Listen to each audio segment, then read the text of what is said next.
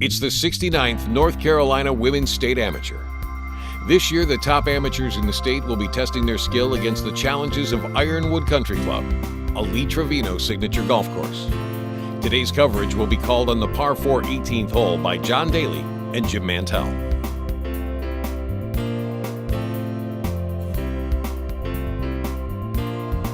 And hi, everyone, and welcome to live coverage here from the 69th Annual North Carolina Women's Amateur. We will be live here on Facebook on the page of the North Carolina Women's Golf Association. We're also using this live technology, so keep it tuned here as we bring you the final round. I'm John Daly, along with Jim Mantell from WRNS Country Radio in New Bern, also a member of the Country Radio Hall of Fame. Jim, it's great to be working with you. It's good to be working with you. I'm excited to do this. I've done a lot of things. I've never done golf. I play a lot of golf, not this well. Well, but I play a lot of golf, so this is interesting. And that's why they brought us in, because we can do this.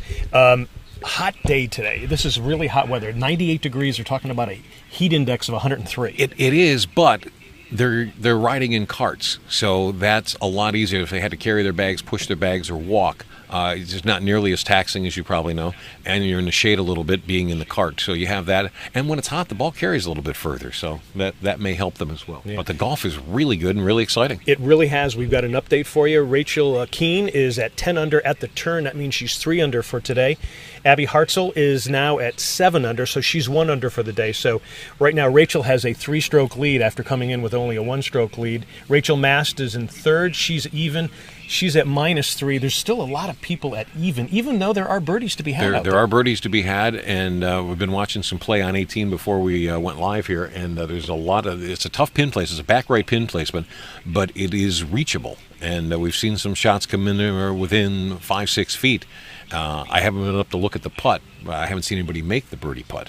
But there are a lot of birdies to be had out here. And like I said, with the warm temperatures, the ball will carry a little bit further. Okay, and what we'll do is we'll take a look at the 18th hole in just a little bit. But let's kind of give you a little bit of a preview of what's been going on here for the last 3 days. Let's take a look at the leaderboard from Friday. And on Friday, Abby Hartzell, she shot her 66 that day and just kind of tore it all up. Now, what's interesting is Rachel Kuehn was she's at -1, but she had a 2-stroke penalty. She had some problems in a hazard. What I also find interesting is that going into this tournament, from what I understand, the women's course record was 68. Yeah. So no, it's been never shattered led. twice No. by 2 strokes. And who knows what? I mean, she's Rachel's 3 under today. Not so really. No, I just kind of take it one shot at a time and focus on it. If I'm in the lead, that's great. If not, still 2 more rounds to play. She may have it for kind of golfer that you are. You start off with a birdie today. It looks like you just got into a zone. Kind of tell me about that first 9. Yeah, so the first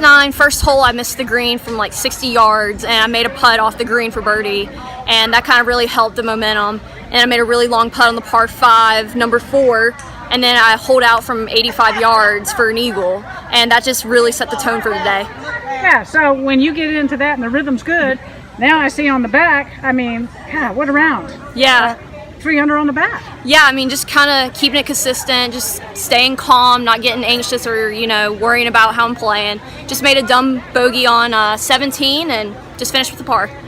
So, I'm going to ask again. Sometimes when you turn at a 32 and you start thinking about where you are, does that enter into your mind? Like, I don't want to lose one, I want to give one back? Not really. I mean, I know that there's 2 more rounds to play and anything could happen. You just got to take it one shot at a time and just, play your best golf and just hope that you make birdies, and if you don't, then make pars. So you got a nice lead. Yeah. Heading into tomorrow. You know who you're playing against. You played against these guys before, but now you're kind of older. Yeah. You've kind of matured past the college rank, right? Yeah, I mean, going into my senior year of college, I've really grown a lot mentally, and just not letting anything bother me while I'm out there, just playing the course. How are you going to sleep tonight, and how will you approach tomorrow? I'm going to sleep well. I'm just going to, not worry about it and just play the same way I did today and hopefully make more birdies and make pars. Now, what was amazing on the 5th hole, a par 4, she actually dunked it in from 85 yards for an eagle on a par 4. That'll always make your day a little bit better and put you in a better frame of mind. And that's one of the things that these golfers, especially at that level, are so good at that the rest of us aren't, is they have very short memories when they do bad things, but something good like that can really get them going. Generally, for the average girl, I don't know about you, but you make a birdie, that means you give it back on the next hole and maybe 2 shots, and it just seems to light them up and ignite them, and they get better from that. Yeah, well, and it's interesting what you're saying about Rachel and the fact that Rachel Kuehn had that 2-stroke penalty on the first day, yet comes back the next day and gets a 66. Let's take a look at the leaderboard from yesterday so you can see how it changed there at the top with Rachel taking over the lead there. So I started off pretty strong. I birdied 2 of the first 3 holes, and I kind of played pretty steady through the round, made a bogey, and then made a birdie to finish the front 9, and kind of just made a bunch of pars to start the second 9, and I birdied the 5th hole on the golf course, so my 14th hole, I guess, and then I eagled the par 5, the 16th hole I played, which was kind of exciting, and then just finished par 5, but it was just kind of solid playing. It wasn't anything out of the ordinary, anything exciting, just kind of there. Well, you must be rolling the rock pretty good. At 66, great round. We thought yesterday's Abby's 66 was fantastic, and here you come match it today. So how do you, we don't know the leaders just yet, but how are you preparing for tomorrow? Yeah, you've been in the winner's circle. You know how to win. So what are we thinking? I'm going to go out and hit a few irons just to kind of, I hit the ball well, but when you're hitting the ball well and you're putting well, that's the time to keep doing that, just to groove that in. So I'm going to go hit some irons, and I'm going to go putt some more, because you can never putt enough, right? No. So will you go flag hunting tomorrow, trying to win, or will you be conservative? I think it depends on the pins. There's some pins, if they're in the middle of the green where you can 100% go for them. But if they're kind of sucker pins, maybe just over a tier, maybe not, you can't go flag hunting so much. You got to be a little more conservative. So it's just a case by case. We're here at the 18th hole. Let's talk about the hole, because there's water here on the left-hand side. There's certainly elevation, and let's take a look at a preview, Jim, that you put together. The 18th hole at Ironwood Golf Club will play 368 yards from the championship tees. Players will have to position a tee shot right of center to avoid the water hazard left. The average approach shot will be around 120 to 140 yards in for most of the players. It will prove to be a great finishing hole where this year's championship may be decided.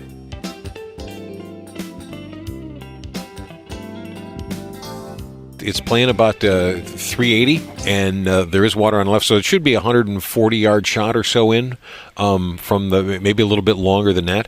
And the green is elevated, and like I said before, the pin is back right. There's a trap in front, but the pin is well beyond the trap, so if they can carry it over the trap, they should be in pretty good shape to get to the pin. I got to think, though, if you're coming to 18 and it is a tense moment for you, you can hold on to that club just a little bit longer if you're right-handed, and you could hook it into that water very easily. Stay behind it, and because of the water, we've already seen one person hit the ball out of bounds right. You just get that water block going. I believe we have some people teeing off right now that we can zoom in on.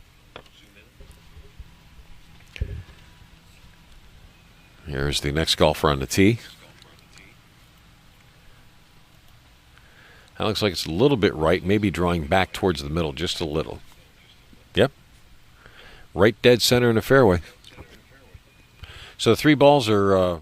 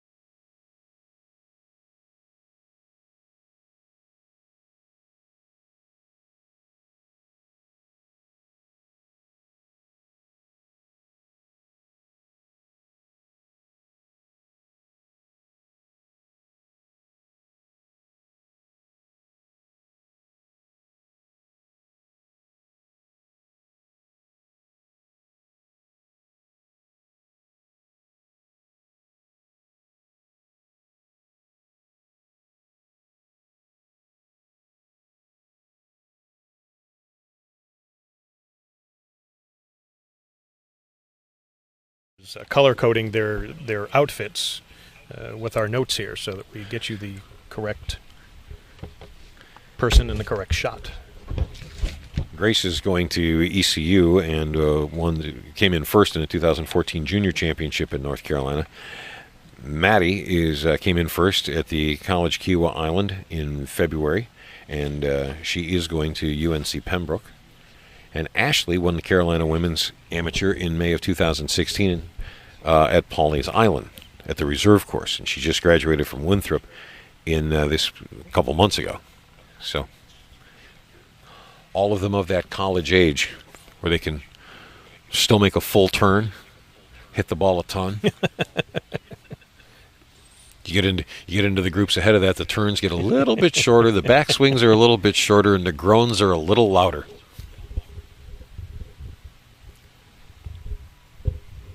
This is Ashley out here. She'll be the first to hit.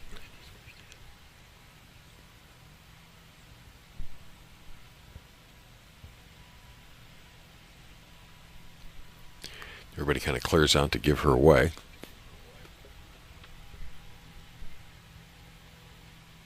Wind feels like it has picked up ever since I said it wasn't blowing strong enough to affect shots. It feels like it's picked up a couple of miles an hour. Yeah, it was a good swing. Good swing, good contact. And right by the pin. That is in kick-in distance, I think. I have a pair of binoculars that I can... That's not kick-in distance, but it's not far. 5-6 feet, it looks like. This is Grace Yatawara. Yatawara. Sorry about that. Sporting an ECU hat and ECU bag. She's got the colors. Her Sunday purple and gold. Yeah, another good-looking shot. Good solid contact on that. A little bit past the flag. Oh, a little bit right, too. Kept it out of the trap. But you'll have an uphill chip to the green. Left that out a little bit to the right. And here's Maddie Corley. She's 22 years old, and she went to UNC Pembroke, as you mentioned before. And one of the things that she talks about is the strength is her drive. And she's not a big gal, but look at how far she hits that drive. She's the smallest of the three, and just like Corey Pavin used to slap it out there a long way. The difference to me in watching men's golf and women's golf is women have a much longer, fuller swing. They don't leave any ounce of energy behind. Yes. And it's amazing to watch because my arms don't bend that way. and I sit there and marvel at the swings of women golfers that I see on TV or playing around our club. And it's like if I took that full of a swing, I would miss the ball. Yeah, Maddie actually had a pretty good shot there. We can't see how close it is since we're probably about 100 yards away here. But well, we do have the camera up on the green, and you can probably see it better than we can. But yeah, she looks like she's in kick-in range. Yeah. And what's interesting is I've done a number of segments on how men should be watching the LPGA and women golfers because you and I are going to gain more information on our golf game from them because you and I just aren't going to be able to make a 5-iron sit and spin back. Just because of the downward strength. Whereas a woman will teach you the finesse game. And I think I get a chance to play in a number of the LPGA celebrity pro-ams. And they're just a ton of fun. And the gals are so much fun. And they love giving you information and working with you on your game. Yeah. And it's almost like the PGA Tour used to be. Back in the 70s and 80s when the pros would play in the Pro-Am not to work on their game, but to make sure you had a good time. Yes. And I've got a few stories, most of which can't be told here, of involving a couple of pro golfers and actually, I got a couple of real positive ones. Billy Ray Brown, I played with him in a celebrity golf event up in Hartford area. In fact, the Travelers, which is on now, and he actually hurt his wrist in the middle of the Pro-Am and continued to play the Pro-Am because he had committed to it. That's what a good guy he was. I played in one in Texas years ago, and it wasn't my group, but Orville Moody was playing. Sarge, they call him. He was in the Marine Corps. Won the U.S. Open. And there was a guy who was in a bunker, and after 3 shots, Moody looked around and he says, "All you blankety blanks, get your wedges and get in this blankety blank trap. I'm going to teach you how to hit a blankety blank sand shot." And they spent 15 minutes in the bunker hitting sand. The group behind him, "You guys just hang on a minute. These guys are going to learn how to hit a sand shot." Oh, that's great. And taught everybody how he would hit a sand shot, the easiest way to get out of a bunker. Those guys will never forget that. Yeah, no, absolutely. Yeah. And if you get a chance to play in any of the pro-ams, especially even the LPGA, take a shot at it, or even the under tours. Yeah, get a chance to go play with these guys. These guys and gals they stroke the ball like nobody's business. I've played in some of the smaller tour pro-ams, and you play with these guys, and they're out there shooting 66, 67, 68, and they're not good enough. Yeah, and that's the amazing thing is you play with them and you watch their game. Yeah. And here's Ashley Sloop for birdie. And she just came up short.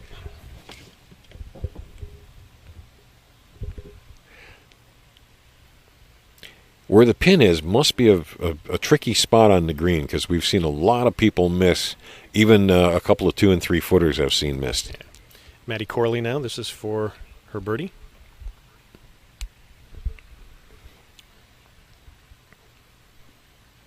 This looked to be really, really close.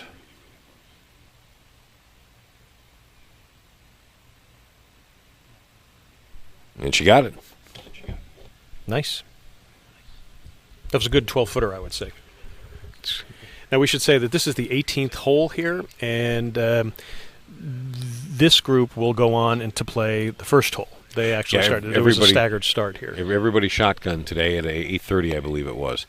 And so the final group we will cover, this will be their last hole, but the second to last group will actually have to go on and play number 1 after they finish on 18 as we work our way through the field.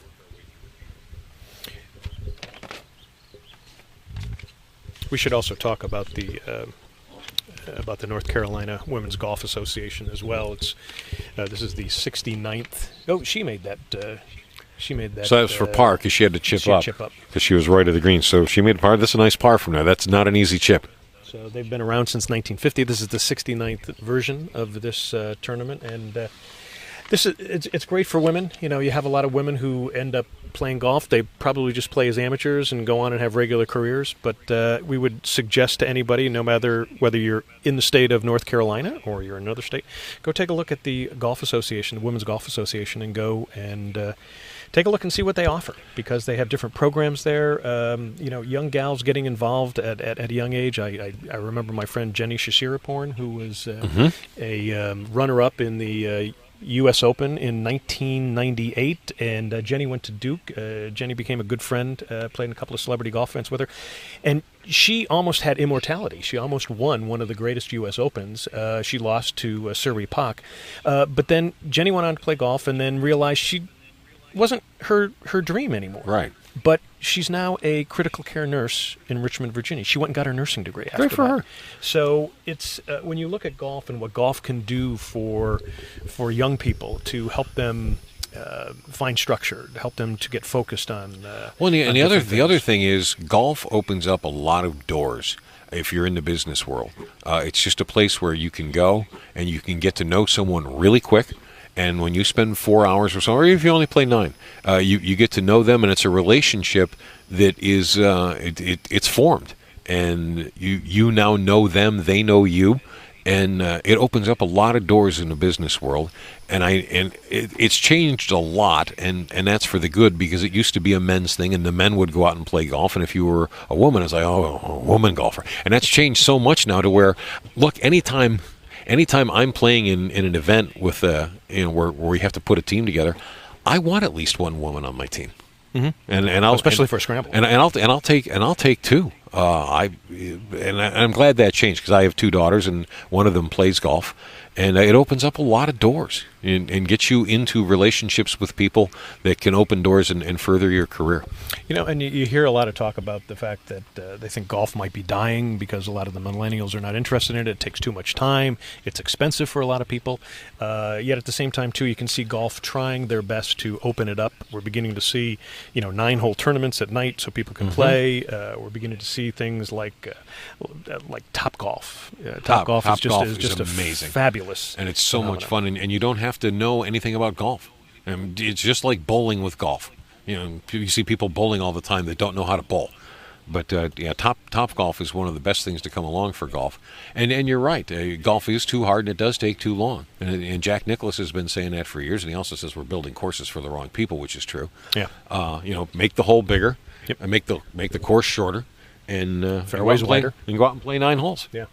Absolutely. But they've been doing this for, like you said, this is the 69th year, and there has been one person who has won this 6 different times. Yeah. Which is just amazing when you think about it. And she won it 8 times in 11 years. Which, at that point, you have to wonder if other people stopped entering. Oh, she's still playing? I'm sorry, I'm busy that weekend. But you have to come out and you have to come in. And that's the other thing, especially if you've got kids that are interested in golf, getting them into tournaments like this, that's how you become better. Yeah. You play against people, and it's just like any other activity, whether it's baseball, basketball. You play up to the level of your competition. Yeah. You just don't go out and hit balls. You go out and you play. You play and you compete, and that's how you learn the game, and that's how you learn the finesse of the game. We saw it this past weekend with in the U.S. Open. Brooks Koepka certainly didn't hit the ball better than Dustin Johnson, but putted better. Yeah. So he knew what he was doing on the course. But again, a quick rundown of where we are. Our first round leader was Abby Hartzell. And Rachel Kuehn, who is now the leader, was in 4th place. And so things have switched around. As of yesterday, Rachel Kuehn was the leader. And then Abby Hartzell was in 2nd place, and Rachel Mast was in 3rd. And as we understand it, it's now a 4-stroke lead for Rachel, as Abby bogeyed, you said, number 10, I believe. Correct. So and Rachel is 3 under for the day, as far as we know. And she may be more than that under by now, or she may have bogeyed. We haven't gotten an update here in the last 15, 20 minutes. And Rachel's an absolutely fascinating story when you consider that her mom played in the famous U.S. Open, U.S. Women's Open in 2001 that was at Pine Needles. Mm-hmm. And Rachel was there. Her mom was 5 months pregnant while she played in that tournament. Yeah, I know. And her mom, obviously a great golfer, went to Wake Forest, and her dad went to Wake Forest. And she has no interest in going to Wake Forest until she went on a visit and spent some time at Wake Forest. And I think part of the reason, as she explained it, was she didn't want to go in her parents' shadow. Mm-hmm. And then when she got there and realized that nobody remembered her parents, even though her mom was an outstanding golfer on the women's golf team, Mom, nobody knew who you were. So now she's going to turn around and go to Wake Forest. Yeah. Well, she could have said Tim Duncan was her dad. Maybe that would have been it. Okay. We're just getting an update here. Rachel's still at -10. Abby is now at -8. So we now have a 2-stroke difference. So this is getting a little tighter here as we're coming into the back 9 here. That's through 13, so they are coming now to the final 6 holes. We will be getting you more information, more updates as we go along here, and again, we don't understand why there is a lull in the action here. There's quite a gap. So, but we will continue to entertain you here with I can different juggle. stories. Well, you could.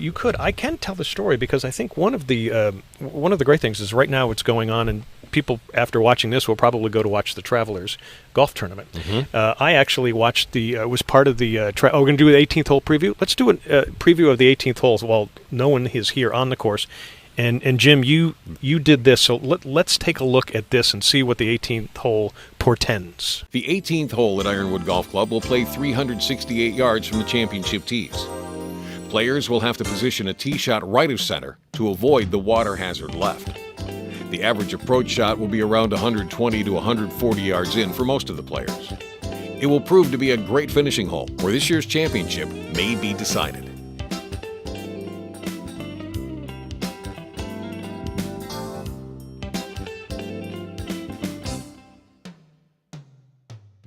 Again, we're waiting for another group to coming up here on the 18th hole. Just to give you an update, Rachel Kuehn has a 2-stroke lead now. She had a 4-stroke lead, but Abby Hartzell has come back. Abby is now at -8, according to our on-course reporters who are sending me back information here. You know, what's interesting, I was going to tell you about the Travelers and the Greater Hartford Open. I actually covered that tournament for a number of years, and I covered it when it was the Sammy Davis Jr. Greater Hartford Open. I remember that. And Sammy never talked to any reporters, and for some reason, he talked to me.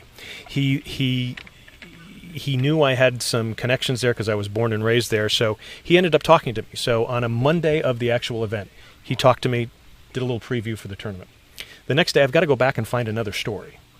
And as I'm looking for a story, the assignment desk calls and says, "Can you see if Jackie will talk to you? Fred Astaire just died." And I said, "You're kidding."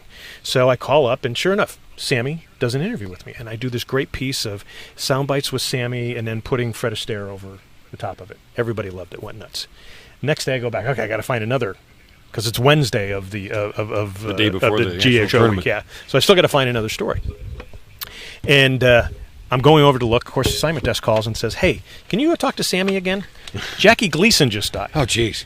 I said, "You got to be kidding me." So I went over, and Sammy was great. Did the interview again, the whole thing. We did this great montage of Gleason, because Gleason had actually been to the Greater Hartford Open a number of times as well. So the next day, Sammy's going to be doing his concert that he does for all the volunteers. And so someone said, "Would Sammy talk to you about that?" And I said, "Well, all right, let me try." So I called him, and Sammy goes, yeah, come on over, sure, no problem. And he says, "You can get some shots of me rehearsing." So I actually went over there, got shots of him doing Candyman. And so when he finished that, he's up on stage, puts a chair there, puts another chair in there. So we're setting up the camera. And Sammy says to me, he says, so man, he says, what's the weather going to be like for this week? And I said, Jesus, I said, it's like 2 straight days of rain. He goes, "Don't you ever have any good news?" That's a good point. That was my Sammy Davis Jr. story. It was great. So, but Sammy was wonderful, and just kind of it kind of brought back memories for me because I had. That was a very good Sammy impersonation, by the way. Thank you, man. You were missing the cigarette. Yes.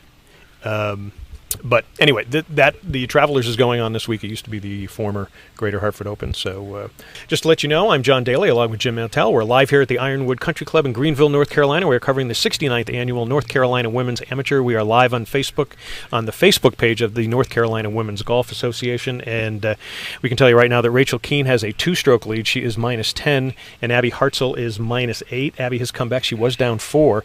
So that could mean, Jim, we might see a fascinating and very dramatic. Yeah, and that's kind of what you hope for. It's for there to be some tension and some pressure as you come down the 18th and hit the shots, in the clutch when you have to. And again, we are live on Facebook, and let's just take a moment to thank the people who are making this possible. And one of them is a financial wealth, the Millstone Wealth, and they want to get to know you and understand your needs, your wants, and your long-term goals. And then they develop and implement and monitor a strategy that is designed to address your individual situation. And that is the hardest part, by the way, of any financial plan, is actually sticking to it. And they're there to make sure that you do that. They're committed to maintaining the highest standard of professionalism and integrity in their relationship with their clients. So they want to get to know you and understand your financial situation, and they have an exclusive second opinion service. So give Dave Hunter, Belinda Butler a call at Millstone Wealth, and they can assist you. Also, the Wellness Campus, and they're talking about children at the Wellness Campus, the greatest asset that we have in their general state of health, and how it's declining in the rate of obesity and the sedentary lifestyle that has led to increasing rate of diabetes, of type 2 diabetes and prediabetes in our kids. The Wellness Campus is nurturing. It's a fun place to teach kids how to live a healthy lifestyle, fitness programs, nutrition and cooking classes, adaptive swim classes for autism. And the fitness classes include both land and water exercises. It's a way that the children help them find an activity that they can adapt, that they can enjoy, that they can like, and stay with it. Because if they don't like it, they ain't going to do it. You can make them do it only for so long. There you go.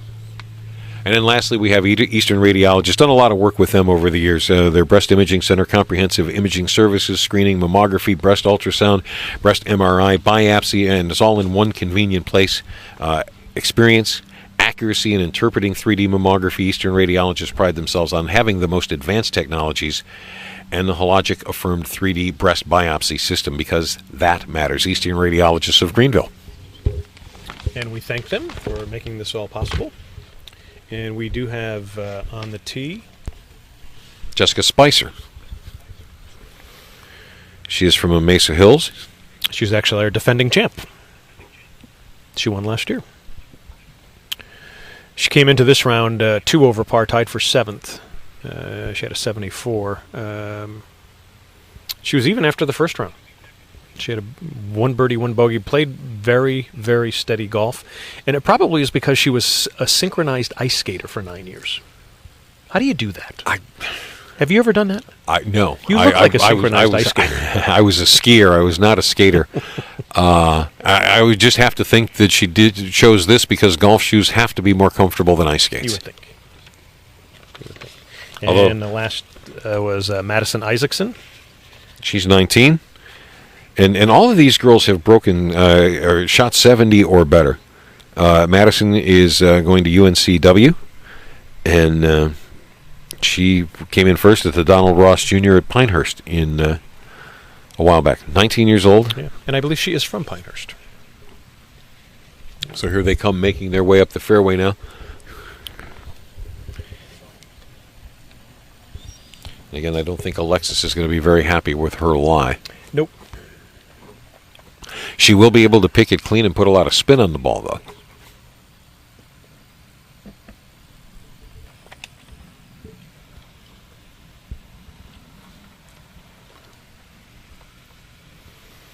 Well, she's taking a look at it, but she doesn't seem Yeah, she does not seem as upset as you and I would be. No.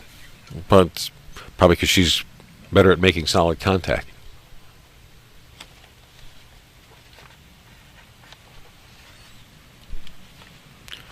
I believe Jessica Spicer is going to be the first to hit. She's going to Virginia Tech.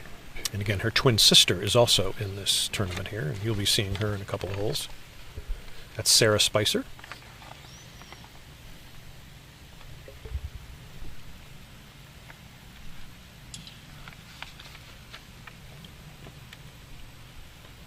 And Sarah was actually the champ here in 2015.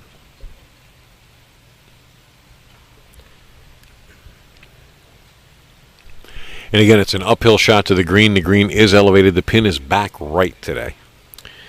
I got to think she's about the 150, so it's probably going to play about 160, 165.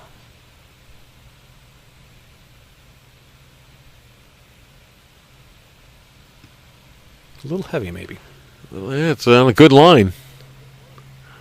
A little bit right. Lost it a little bit right, but again, between the traps, we just saw somebody chip up from there.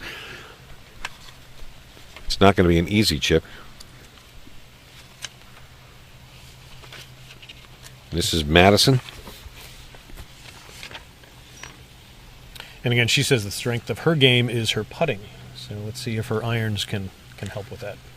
Get her close enough to make it. If you hit the ball close enough, we're all good putters. She hit that good. She come over the top a little, though? She Nope, must. right there. Yeah. Very good shot. Very nice. And then last we have Alexis, who's close enough that we have to be very quiet. She could hear us.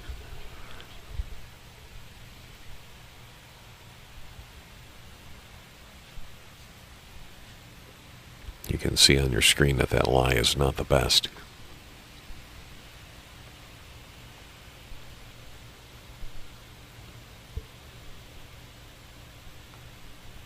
Nope. She got that a little heavy. Unless she took extra club. Yeah, she pushed it off to the right. So she's probably about pin high. Off to the right, she'll be chipping as well. But given that lie,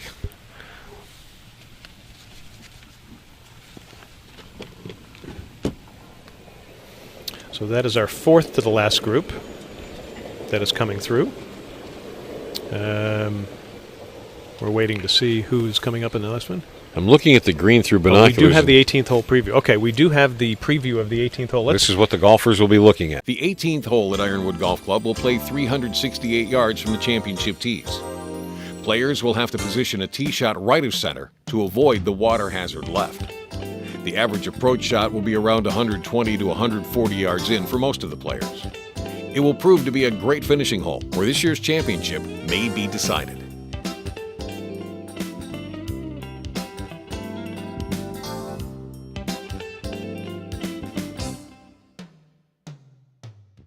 Were you flying that drone No, at the time? no, That no, wasn't no, you? no. I have to say though that the shot that is up there by the flag, I think, from my perspective, Scott, can we pull up that camera on the green? There it is. I can't. From my perspective, it looks like it's inches away from the hole. But I'm looking through binoculars from about 110 yards. Any way to go tighter on that? Nope. Yeah. This is a tricky little chip here.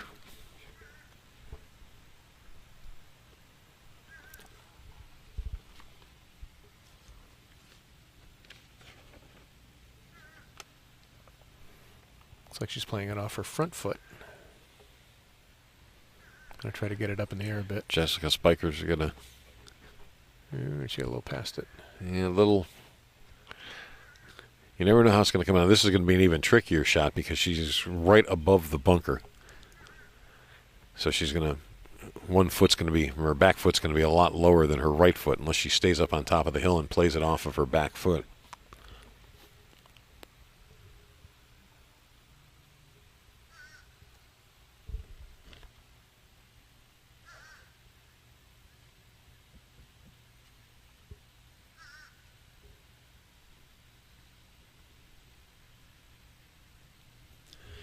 Like I said, it's a tricky little chip. I haven't seen too many people get very close to the hole.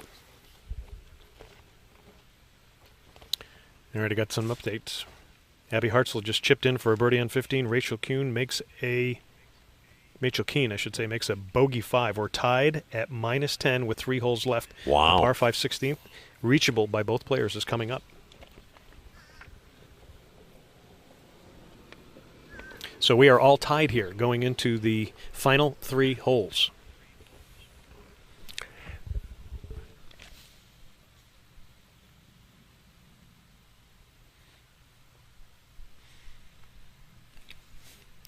Everybody's gone to this the using the fingers and feeling the green with their feet method of lining up their putts. It's and it seems to be where I don't understand it. I don't use it. But everybody seems to be doing it at the upper levels of golf.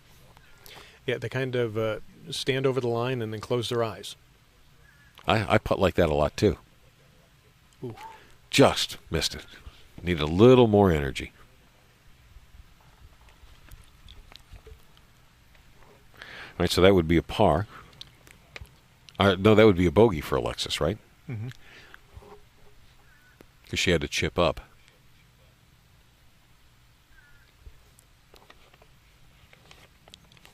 Meanwhile, we have the next group up on the tee. This is Madison putting for birdie, I believe, too.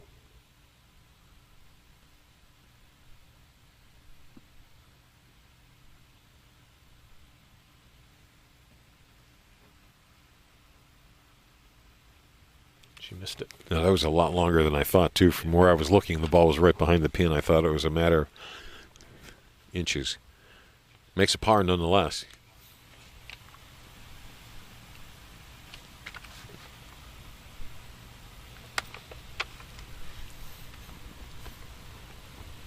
This is Jessica putting for par.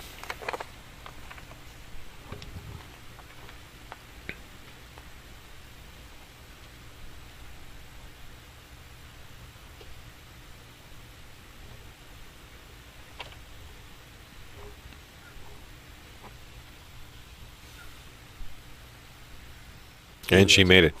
Good par save. Meanwhile, the next group is out here in the fairway. And in this group, we have Carly Cox. She's in the pink walking up here. And then also in the Carolina blue is Nicole Adam. And then the third one in the group here is Kayla Thompson. We were busy watching the green. I did not see where the tee shots landed. Well, I know there's one good one here in the fairway. And there's a couple more walking over left towards the water, and that's not good, and they're walking back. And again, one of the things we were talking about, too, earlier when you were giving the preview of the 18th hole was the fact that if you're a right-handed golfer and you really want to hit it, and if you stay behind it, that right hand comes over the top that water comes into play big time. And actually, it looks like both of them are over there. Carly is a pirate. Goes to ECU.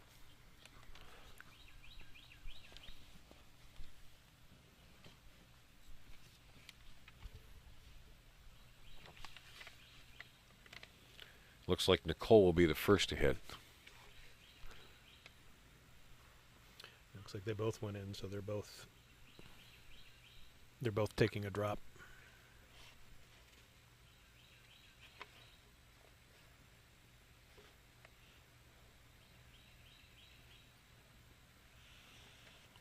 Nicole is only 16. Goes to the O'Neill School in Southern Pines. And she likes to ski.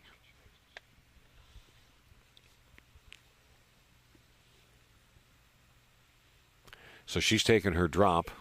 She's on top of the little bank there before the... So she must have pulled that really far left because she had to take drop where she last crossed land.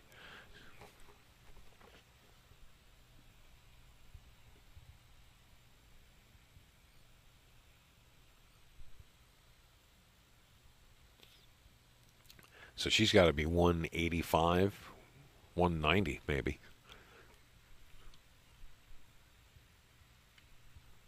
Solid contact.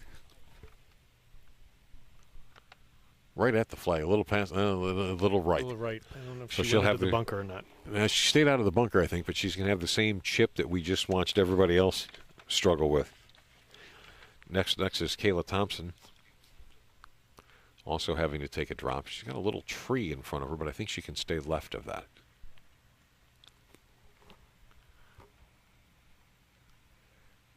Ooh, a little long. She might hit a bit of a flyer out of that rough there. Yeah. That's not going to be an easy chip coming back down either. Okay, here's Nicole Adams. She's definitely... She's also... that's not Nicole. No, I'm sorry. That's Carly. This is Carly Cox. Who's 21. She is also an ECU student. Ooh, good contact. She might actually Nice get some bite swing, on nice that. follow through, right at the She flag. got some bite on that. Right at the flag. It's going to be a little below it. It looks like she got a little bit of spin back. Yeah, from here, it looks like she may even be on the fringe. I can't tell, but nonetheless, it was a good shot, and she doesn't have to chip. She caught it good. She looked like she compressed the ball nicely, so it was going to get some spin. That was what we were talking about earlier, about when I watch women golfers, I'm amazed at how full their swing is and how they leave nothing behind. And that was a full swing with every ounce of energy she had. If I swung that hard and used that much of my body to hit the ball, I'd never hit the thing. It always impresses me. A friendly wave as they drive by.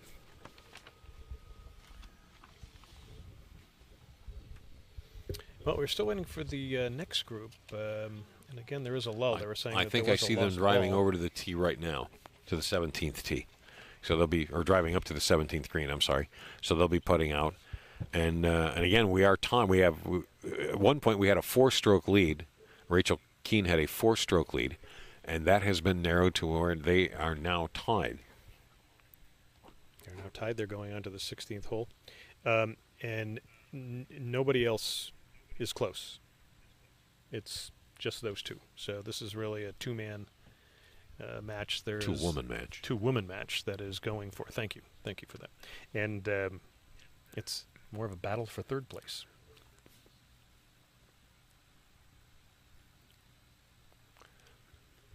All right, so we'll turn our attention to the green as they get ready to put out. And first will be Looks like Nicole. Nicole will be chipping.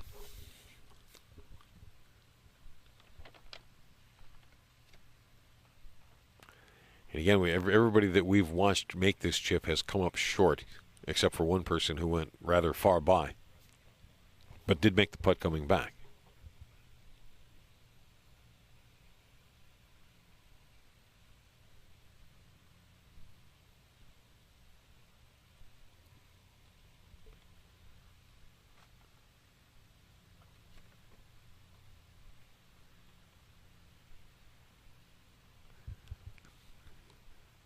That's pretty good. That's pretty good.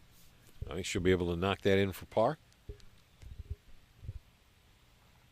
And we're a little bit out of camera view there, but I think Kayla hit it just a little bit further past where she was at. No, she's hitting now. I'm sorry. Another good chip. That's a great shot. Those are 2 kick-ins there for par. And then we have Carly, who is putting for birdie.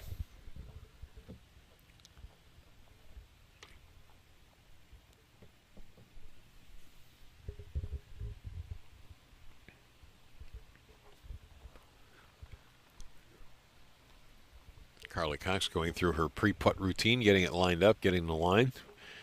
She had one of the chips came from a similar line, so she probably sees a little bit about how the ball's going to break when she putts it. Yep. No, just missed. Long and left.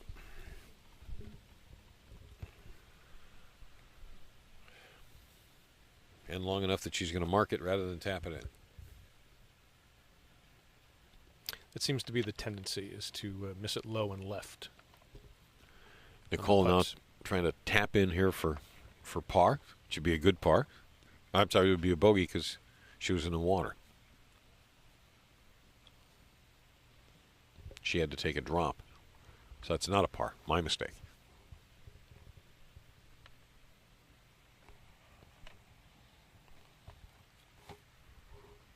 Actually, it'd probably be a double.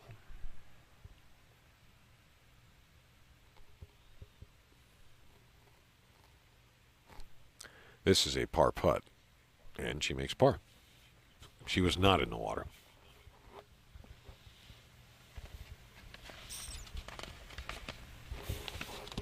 Okay, so we've got 2 groups left.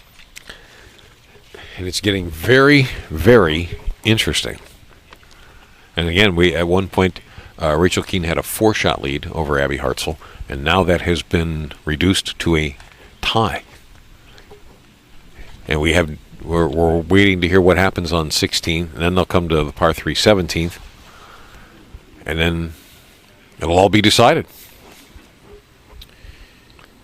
And again, it's those 2, and then there's a chasm to 3rd place. So, just getting word, a strange turn on 16. Both leaders ended up far right in the trees. Uh-oh. Well, you get a little nervous and things get a little tight, and even at this level, you start to just get a little tense, and you start moving your head a little bit, and don't get squared impact. So we're waiting for the second to last group to get done on 17.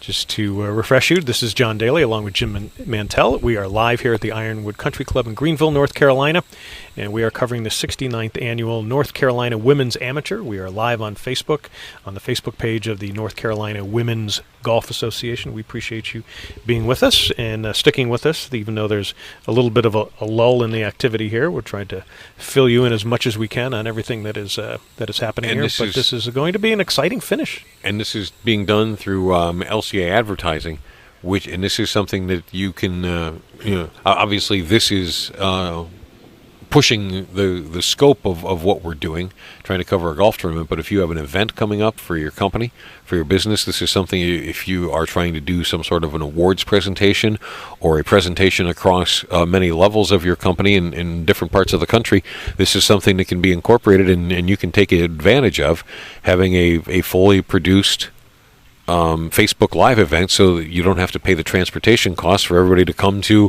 wherever your headquarters are in Eastern North Carolina or elsewhere. Or think about it for a charity event that you might have. Let's say you have a wedding. And there are going to be more golf tournaments that we'll be doing as well. So, but at LCA Advertising in New Bern, Kim Breel can assist you with that, and the easiest way to get a hold of them is the way we get a hold of anybody: Google them.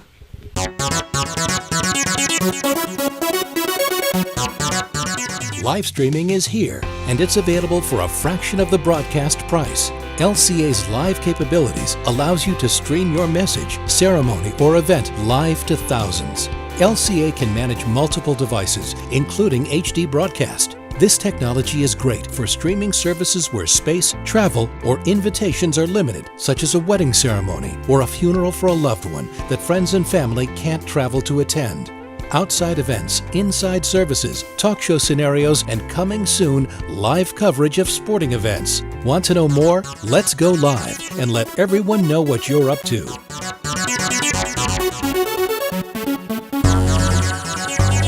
Back, and our next group is on the tee. Who do we have up here? I believe this is Sarah Spicer. Her sister just played through and made par.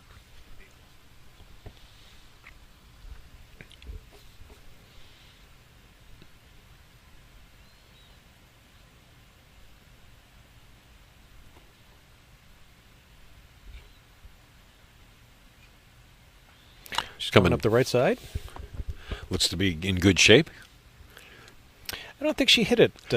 I think she got enough on it. No, it's a little bit shorter than most of the tee shots we've seen, but far enough away from the water. And again, the pin is protected by a trap in front, but there's a good 15, 20 yards past the trap to the pin. So I don't think the trap is really going to be an issue as long as you can make good enough contact. And this looks like Catherine Carson. She's 18. ECU grad, or ECU attendee, I should yes. say. A lot of pirates out here in this. Yeah.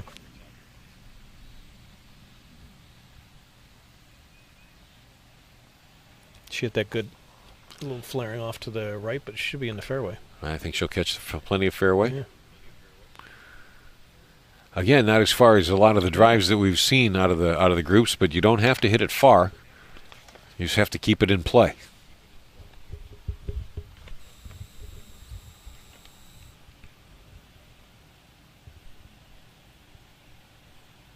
Wondering too. I mean, this is a course for the ECU men's golf team, their practice facility. So I think if the men were playing here, they'd certainly have some advantage. I wonder how much advantage an ECU player would have here.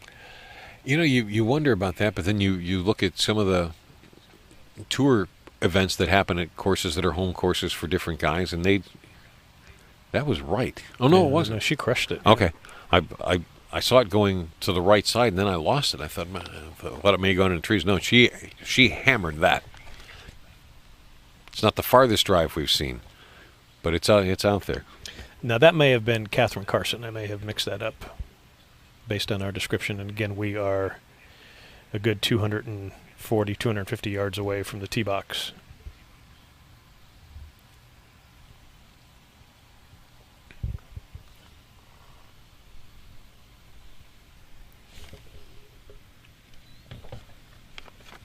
And again, this is the second to the last group. We are waiting to get more information on what's going on with the leaders. Both leaders are apparently in trouble on the par 16th. 5 16th.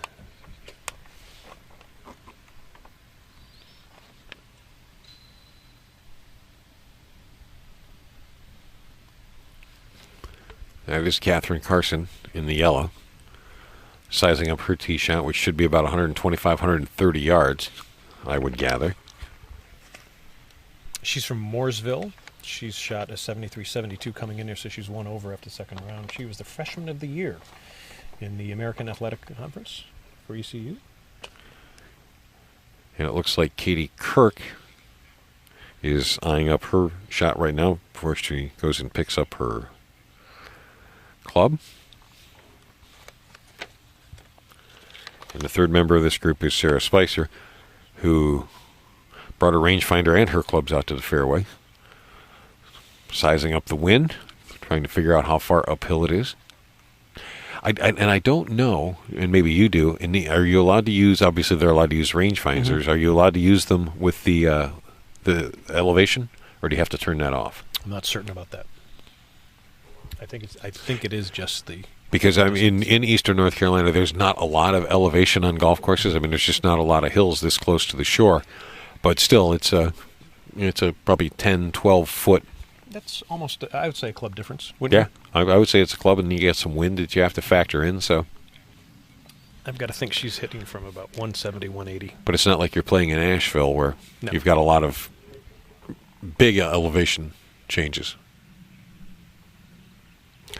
I didn't see where that landed. Down. I think so she might have I think she's on the had front. a little bit of a pull, so it looks like she's left. The front of the green is blocked. And we seem to be zooming in on... This is Katie Kirk here, hitting her second shot. And again, she's a bit back too. She's probably playing from about 160, 165.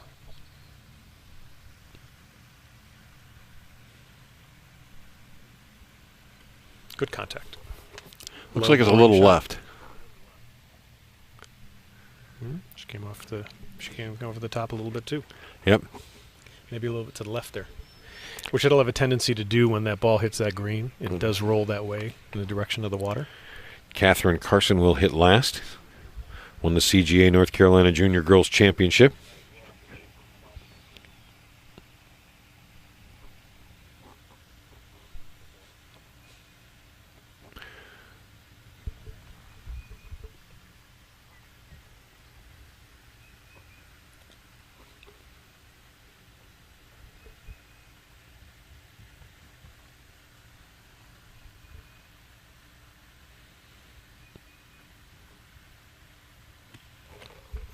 That sounded good. Mm-hmm. Well, it's going to be left too. Yep. Everybody tugged it just a little bit.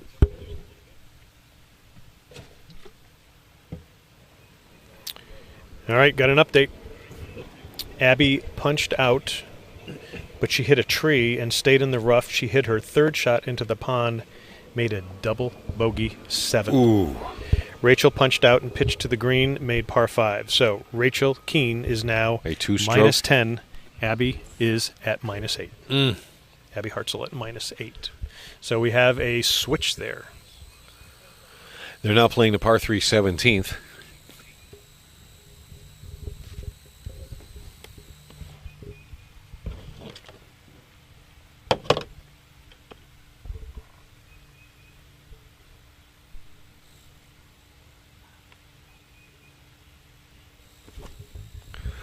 All three girls are walking up to the green together, and they seem to be on the same path.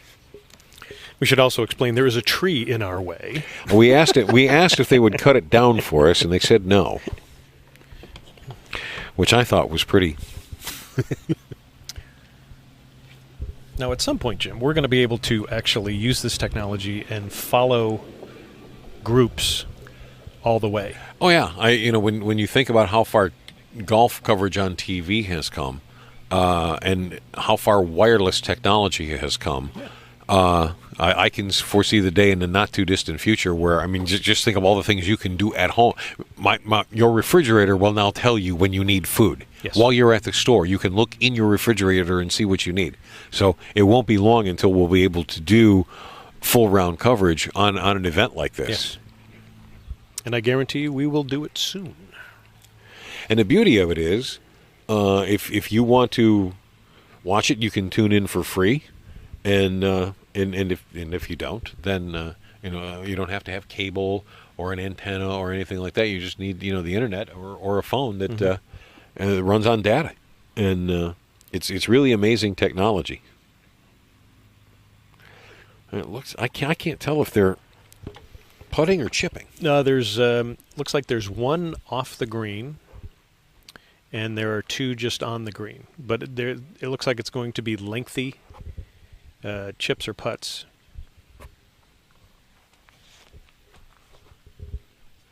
I'm like a dog at the end of his leash. I'm trying to get to where I can see around the tree, but I can't go any further.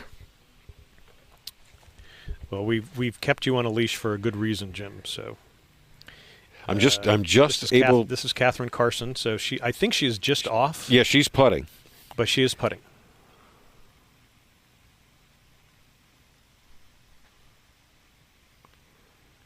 Meanwhile, the last group, I think, just hit their tee shots on 18. Yep, and the first tee shot is just a bomb. That's the farthest ball we've seen all day. Yeah. All right, well, Catherine's putt came up about 8 feet short and left. Hey, Jim, turn to your left. Smile. You can see that they gave me just enough mic cord to get into the poison ivy. So we have another good The second tee drive shot is on also 18. a good drive. It's not as far as the first one.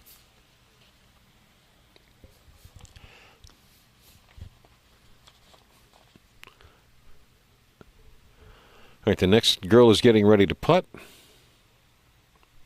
Picks up her mark.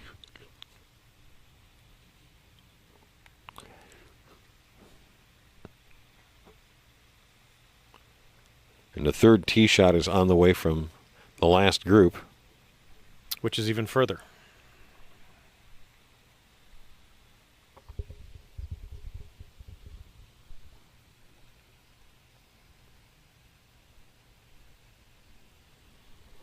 But it's on its way.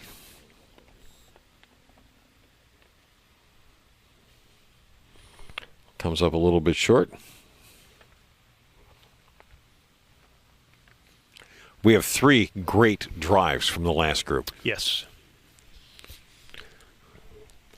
I would say 115, maybe 120 yards in.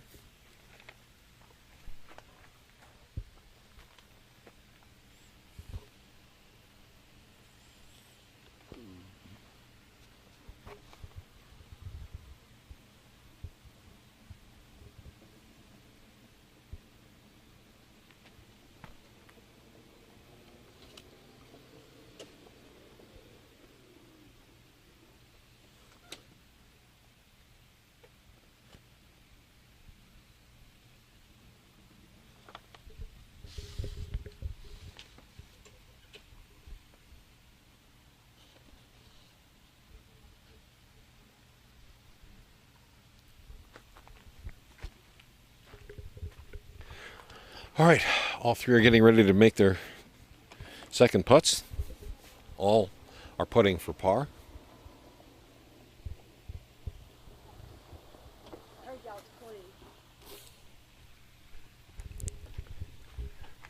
Thank you. Oh, the gnats.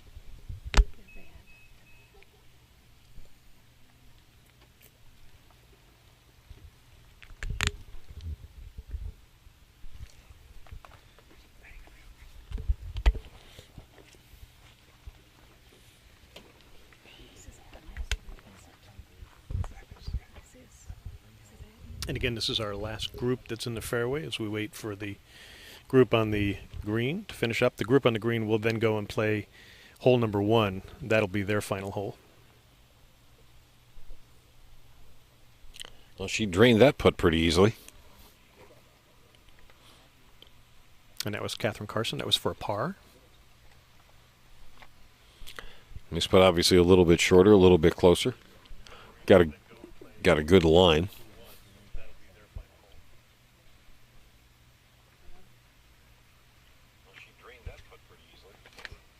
This is Katie Kirk.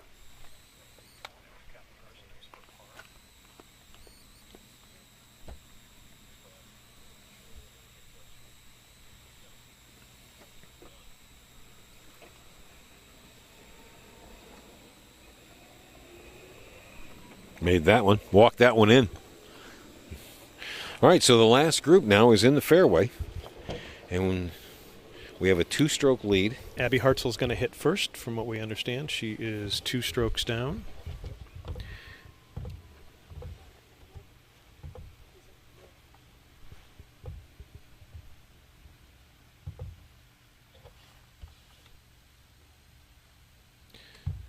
So she would need to sink this, maybe. Well, she did that on Friday. It's long, but it's on the green.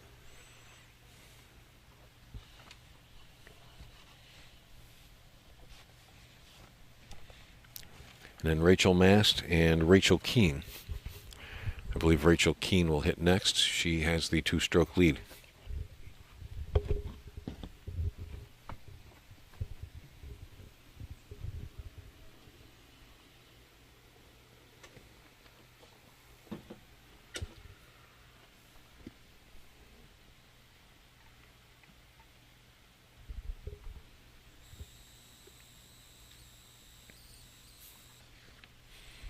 You think she's just going for the middle of the green?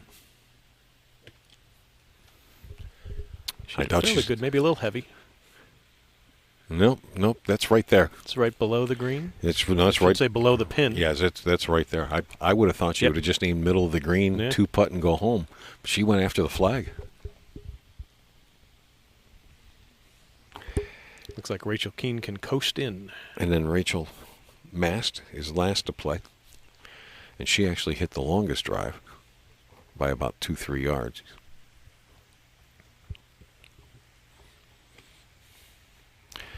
Sounded like good contact. No, another good shot. Oh, and that spun back towards the flag, so that's also in very good shape. Rachel Mast from UNCW. And she's running. Apparently, she's unaware of the rule of no running in golf. That is one of my that is one of my great steadfast shot. rules. Yeah, they both hit great shots in there. So, and this is our final group, and it appears that Rachel Kuehn is going to win this, and she does have a 2-stroke lead. Trying to verify the 2-stroke lead here. I don't think anything happened big on 17. We haven't heard of anything big happening on 17. And yet we don't have live scoring per se, but we're doing our best to keep up with what's going on in the different groups.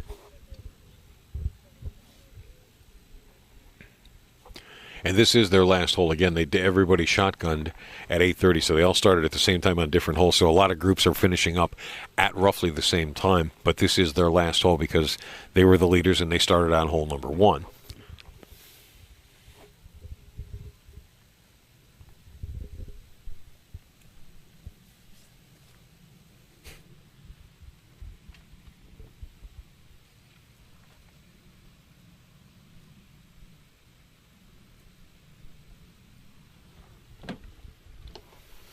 So we are assuming the 2-stroke advantage. So looks like Abby Hartzell will be playing first. If I have my players correct. Yes, you do. And obviously she needs to make this. That is so unfortunate that she had all that trouble on 16, hitting a tree while trying to chip out and then hitting her next shot into the pond. That just...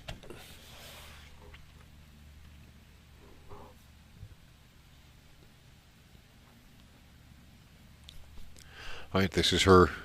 She's putting this off of the fringe. Looks like it's very close to the actual rough. And it's going to be quick. Oh, it's a good shot. Very good putt. Would have broke a little more left. She'll mark that. And then finish.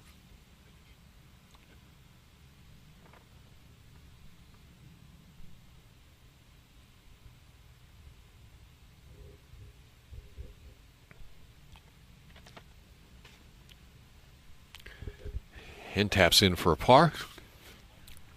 We are assuming that she is at 8 under par for the tournament. That's the last we had after 16. We don't know for sure anything happened on 17, but it looked like everybody was on the green and putting. I didn't see anybody chipping in that group.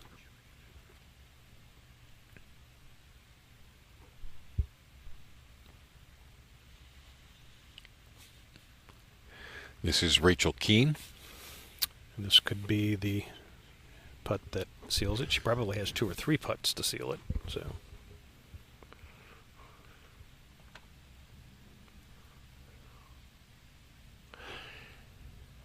and ultimately, whoever the winner is, we will be talking to them here very shortly. ooh, Oh, lipped out. But she taps in for par. let's keep her at 10 under. And that should make her the winner. As far as we know, that's unofficial because we aren't sure what happened on 17, if anything happened on 17, but it would certainly seem that way.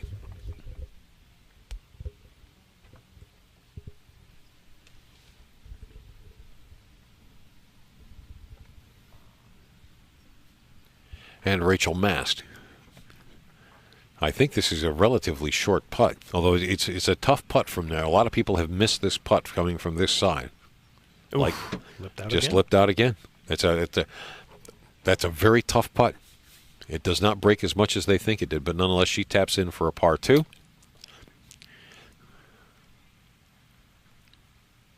There you have it. And so we're under the assumption at this point, we're awaiting official word, but I believe that Rachel Kuehn has won, and hopefully we will get a chance to talk to her here in just a couple minutes. I don't know if they have to go sign scorecards first.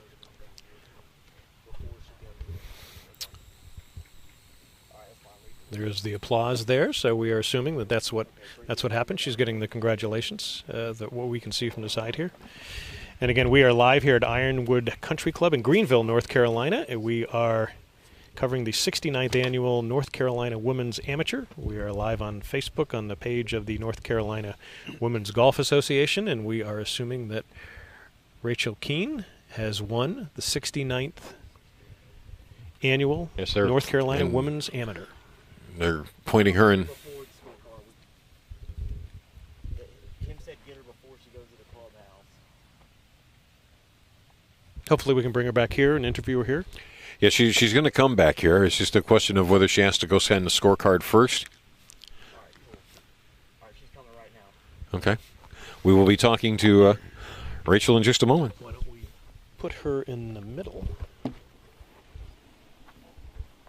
Just get the chairs out of the way. Oh, you just want? I think we got to sit because we got to sit because of the way the camera angle is.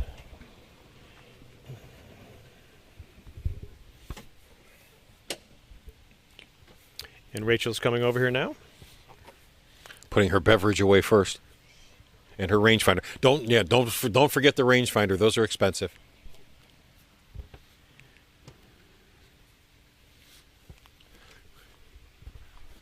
Come on over. I'll put you here. Oh goodness! Congratulations. Thank you. Yeah, great playing. I'm gonna come on over here. We'll put you in the middle chair. There we go. Okay.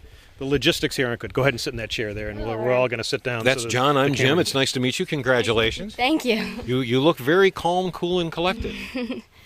I mean, yeah, it was just nothing out of the ordinary today. Just hit a lot of fairways, a lot of greens. It was kind of boring golf. Was 16 the key when you actually got a chance to chip out and get up there and get that par? Yeah, I mean, I got really lucky off the drive because I hit it pretty far into the trees, and somehow I just happened to have a shot. So tried to take advantage of that. So what was the key for you today as far as playing steady? Was it your putter? Was it your irons? I think it was my irons because, when I tense up, that's what kind of tends to go off for me is I start missing a ton of greens, and then you put a lot of stress on your short game to try and get up and down from everywhere. So the more greens I hit, the more steady I can play. So that to me was kind of the key to today. Has it sunk in? You seem like you're getting more nervous now than you were when you walked up here. Yeah.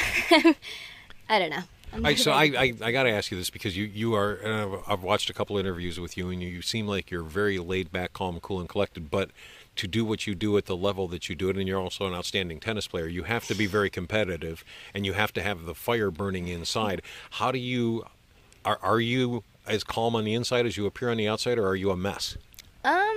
I mean, I'm definitely competitive. Like anyone in my family can attest to that in our family matches. But I mean, I think there's being able to kind of balance that emotion with that desire more with being able to keep your composure on the course. Because I mean, obviously you want to make birdies and you want to make putts and you want to, chip in. But when things don't go your way, you have to be able to keep that calm inside. So when you do that, do you momentarily take a moment and kick yourself and then just forget about it? Do you slam the club to get over it? Are you a club thrower? How do you but you have to release something somehow. I don't think her mom would allow her to understand throw that. It would probably be my last round of golf if I ever slammed her through a club. But I mean, I definitely do get upset on the course, but that's golf, right? Is trying to be able to get over that adversity and just move on. Because I think what Jack Nicklaus said, the most important shot in golf is the next one. So you have to be able to forget about what happened and just move on. Okay, so your mom's an outstanding golfer. Your mom was a great golfer at Wake Forest. When was the first time you beat her? Oh gosh, I think the first time I beat her was the summer I turned 12. And that's I have two brothers, and it's kind of a big deal when we beat our mom for the first time. And I remember she always jokes about it. She's like, she was pretending to be mad, but she was happy for us because, she's proud of us. And so when you play now, do you have to give her strokes? No. No. Does she give you strokes? No, we play just straight up matches. Straight up. And it's a pretty good match, especially when we play our home course. we can go at it. I understand you didn't want to go to Wake Forest for a long time, and now you are going to Wake Forest. I am. Yeah, I mean, I think it was my mom's school, and she was such an amazing player that I didn't want to go and, be known as Brenda's daughter. I didn't want that. I wanted to make my own experience. And so I think I kind of walked on campus, and I kind of fell in love with it, and I was like, well, Mom, that's okay. I still want to go here. Well, there have been a few good golfers go through there. There definitely have. There's a good golf history there. Yes, most certainly. Well, congratulations. So what's next? I actually fly tonight up to New Jersey for an AJGA Invitational called the Polo. So it's exciting. So hopefully get some rest on the plane and move on. You can't sleep on planes. You can, but it's not very restful sleep. It's true. All right. So, one last question for me anyway, and John may have a few more, but anybody who does what you do at the level you do it, even at a young age, to achieve that, you have to have goals. Do you have 1 year, 5 year, 10-year goals? Where do you see yourself in the next 1 year, 5 year, 10 years? Well, I mean, I definitely have goals. I think you can kind of put categories on your goals. Ones that you should achieve, ones that if you strive to achieve, and then ones that are like really unrealistic that you can maybe strive for, but probably aren't going to happen. So I mean, 1 year. So like my goal this year is to make Wyndham Cup, which might happen, might not happen. But then obviously a long-term goal would be to play in the Open, win the U.S. Open, which obviously isn't. That's one of those things that's probably not going to happen, but still there. Well, I will tell you from experience and from people I know, if you have those goals and you write them down, you'll be amazed at what you can achieve. I hope so. Fingers crossed. Well, I got to tell you, my one goal is to have the next Women's Open at Pine Needles, and to have you playing there with your mother watching you, since she was there the last time when she was pregnant with you. Yeah. Wouldn't that be cool? That would be cool. Yeah. I haven't played Pine Needles very much, but that would be pretty awesome for our family at least. All right. Well, I guess you need to go sign a scorecard. I do. And Rachel, thank you very much. Congratulations again. Thanks for coming back and talking to us. And that's congratulations. Rachel Kuehn. She is the 69th annual North Carolina Women's Amateur Champion. That was great. It was, and like I said, she seems so calm, cool, and collected, and you know that there's an intense fire that burns inside. You aren't that good at anything unless you have an intense competitive inside. Yeah. But she's 17, going to Wake Forest. But so. she's just so, this is great. I came out, I hit a lot of fairways, hit a lot of greens, shot 3 under, nothing to it. Pretty boring golf is what she said. Yeah. I'd love to be boring at 3 under all the time. I know. So anyway, again, we would like to thank the people that made this all possible for us. Milestone Wealth, the Wellness Campus, which is taking care of children. Milestone Wealth, of course, is monitoring and improving your financial situation in life and reaching your financial goals. The Wellness Campus is taking care of kids and the sedentary lifestyle that has become so common with our kids and the frankly scary rise of type 2 diabetes, and helping the kids become more active, find things that they like to do and they enjoy to do in a healthier lifestyle. And Eastern Radiologist Breast Imaging Centers in Greenville, offering comprehensive breast ultrasound, MRI, biopsy, and they're all in one convenient location. They have the latest and most advanced technology and taking care of our women. So Milestone Wealth, Wellness Campus, Eastern Radiologist, and of course LCA. And LCA Advertising, we want to thank Kim Briel for having us to do this program for you today. And again, if this technology is something that you can use for your business, for your family, for your organization, give LCA Advertising a call there in New Bern. Ask for Kim Briel. And if you need 2 goofy hosts, we can help you with that too. We can find good ones too, but we've enjoyed it. I hope you've enjoyed it, and thanks for watching. Thank you very much, John Daly, Jim Mantell. Hope to see you soon.